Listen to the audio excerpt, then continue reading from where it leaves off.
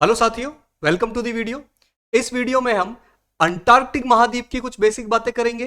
Antarctic महाद्वीप की प्रमुख भौगोलिक आकृतियों को देखेंगे और उसको मैप पर भी लोकेट करेंगे। लेकिन सबसे पहले हम अंटार्कटिक महाद्वीप की खुद की लोकेशन देख लेते हैं। देखिए, ये है वर्ल्ड मैप।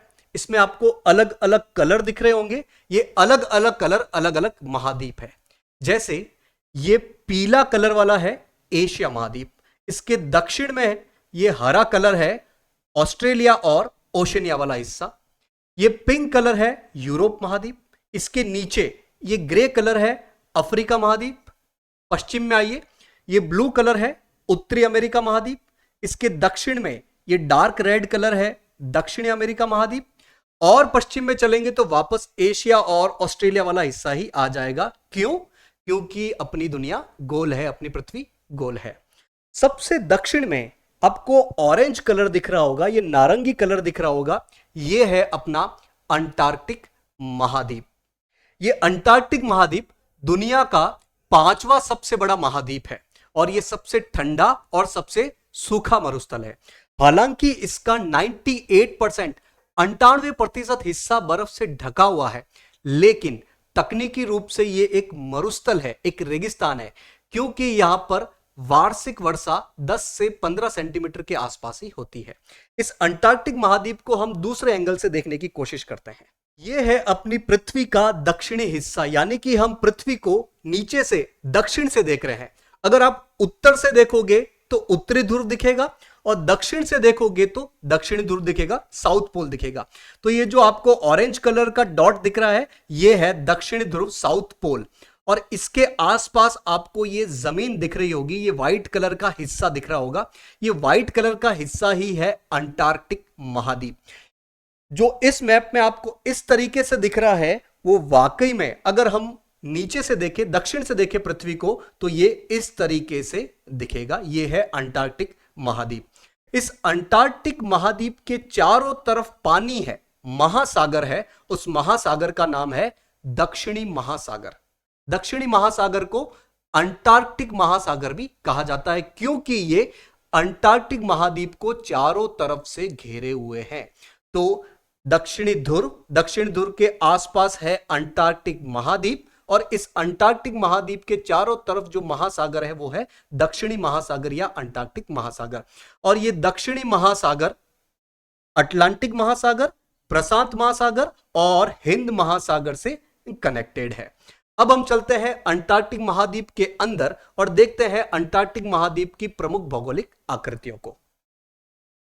तो अब हम इस अंटार्कटिक महाद्वीप को जूम करके देख रहे हैं। यह सफेद कलर वाला हिस्सा है अंटार्कटिक महाद्वीप, और इसके चारों तरफ जो समुद्र है वो है दक्षिणी महासागर या अंटार्कटिक महासागर। इस दक्षिणी महासागर में कुछ सागर है, जैसे इस अंटार्कटिक महाद्वीप के ऊपर की तरफ देखो, यह है वेडल सागर, और इसके दक्षिण की तरफ देखो, यह है रोज सागर। तो ये वेडल सागर और ये रोज सागर।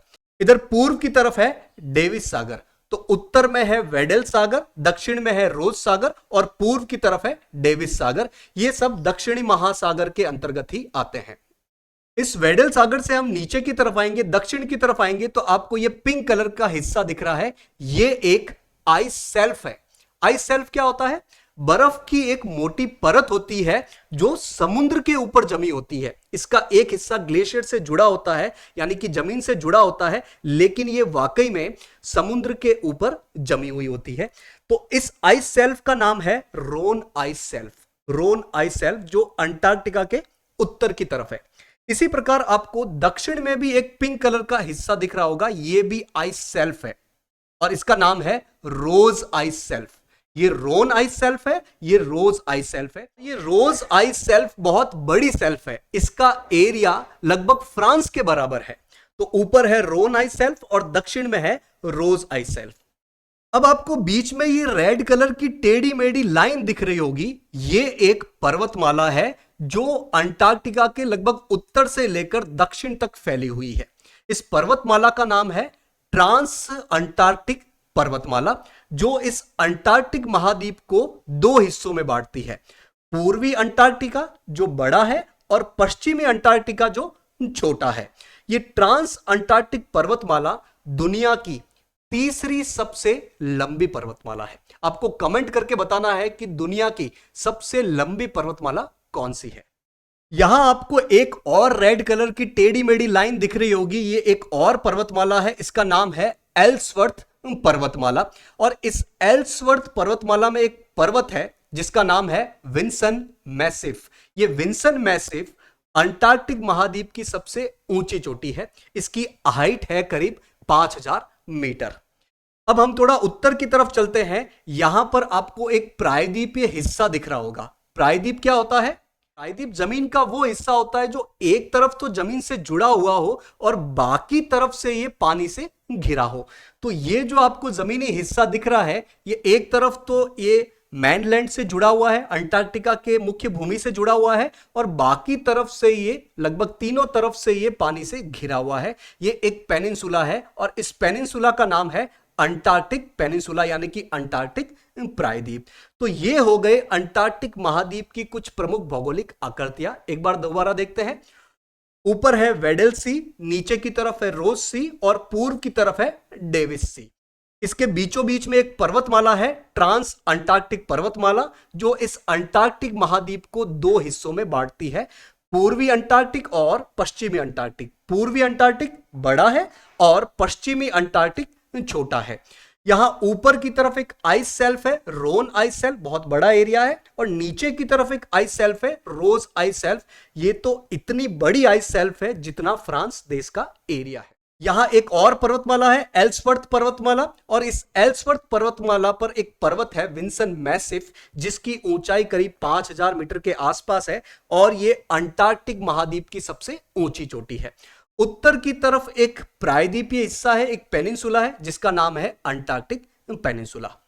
इस अंटार्कटिक महाद्वीप की परमानेंट पॉपुलेशन 0 है, यानी कि यहां पर कोई भी नहीं रहते हैं। हालांकि यहां पर अलग अलग देशों के साइंटिफिक रिसर्च स्टेशन है, जहां पर अलग अलग देशों के वैज्ञानिक परमानेंटली रहते हैं और यहां पर रिसर्च करते हैं। भारत के भी यहां पर 3 रिसर्च स्टेशन है। कौन कौन से हैं देखते हैं। तो ये अंटार्कटिक महाद्वीप के उत्तर की तरफ भारत के 2 साइंटिफिक रिसर्च सेंटर है। एक का नाम है दक्षिण गंगोत्री और एक का नाम है मैत्री। दक्षिण गंगोत्री को डीकमीशन्ड किया गया है, मतलब अभी ये वर्किंग कंडीशन में नहीं है। यहां पूर्व की तरफ भारत का एक और रिसर्च सेंटर है जिसका नाम है भारती। तो अंटार्कटिक महाद्वीप में भारत के 3 रिसर्च सेंटर, दक्षिण गंगोत्री, मैत्री और भारती। हालांकि दक्षिण गंगोत्री अभी डीकमीशन्ड है, वर्किंग कंडीशन में नहीं है। इन रिसर्च सेंटर का उद्देश्य क्या है? यहां के क्लाइमेट चेंज, यहां की ग्लोबल वार्मिंग, यहां के वायुमंडल में ऊपर की तरफ जो ओजोन होल है, इसके अलावा यहां की जो मरीन लाइफ है, मरीन जीव है, उन पर रिसर्च करना। तो ये हो गई अंटार्कटिक महाद्वीप की कुछ बेसिक बातें। इस वीडियो में इतना ही। होप ये वीडियो आपके लिए फायदेमंद रहेगा। Thank you for joining.